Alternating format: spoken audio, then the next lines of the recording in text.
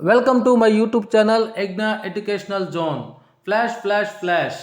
AP ఉద్యోగ సంఘాలతో నూతన సిఎస్ గారి చర్చలు, డిఏఆర్ఎస్ పెండింగ్ బకాయిల విడుదల గురించి చర్చలు అనే హెడ్లైన్తో ఉన్నటువంటి వీడియోని అయితే మనం చూస్తున్నాం.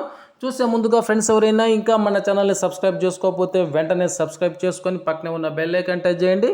తద్వారా నేను పోస్ట్ చేసే సమాచారం అందరికంటే ముందు మిమ్మల్ని తినడానికి అయితే అవకాశం ఉంటుంది. అదేవిధంగా వీడియో మీకు నచ్చినట్లయితే ఒక లైక్ చేసి మన మిత్రులందరికీ షేర్ చేస్తారని ఆశిస్తూ ఇక విషయానికి వచ్చినట్లయితే CFMS update information. New government decided to stop all CFMS files until new government formation. Nidhi app also not working. కొత్త గవర్నమెంట్ ఏర్పాటు అయ్యేంత వరకు అన్ని CFMS ఫైల్స్ని ఆపివేయమని చెప్పడం జరిగింది. అదేవిధంగా నిధి యాప్ కూడా వర్కింగ్లో ఉండదు, పని చేయదు అనేటువంటి సమాచారాన్ని అయితే ఇక్కడ మనం చూస్తున్నాం.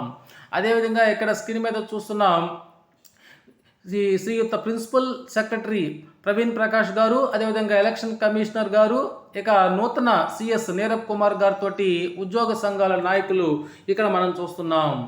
జూన్ 7, 2024 సచివాలయంలో నూతన సిఎస్ నీరబ్ కుమార్ గారు, ఈసీ మీనా గారు, educational principal secretary Shri Praveen Prakash గారిని కలిసి ఎన్నికల సందర్భంలో ఉద్యోగులు ఉపాధ్యాయులపై తీసుకున్న చర్యల ఉపసంహరణ, అదేవిధంగా పరిధి దాటి ప్రవర్తించిన అధికారులపై చర్యలకు సిఫార్సు, బదిలీల్లో మోసపోయిన ఉపాధ్యాయులకు న్యాయం చేయటం, సిపిఎస్ ఉద్యోగుల డిఏ అరియర్స్పై చర్చించి వినతి పత్రం అయితే అందజేయడం జరిగింది.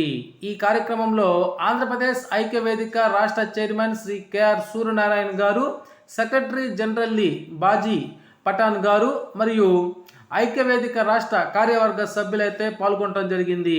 ఈ విధంగా ఉద్యోగ సంఘాల నాయకులతోటి ఈ విధంగా చర్చలు అయితే జరిగి పరిధి దాటి ప్రవర్తించినటువంటి అధికారుల మీద చర్యలు తీసుకోవాలని మరియు పెండింగ్ బకాయిల గురించి అయితే వినతి పత్రాన్ని అందజేశారు.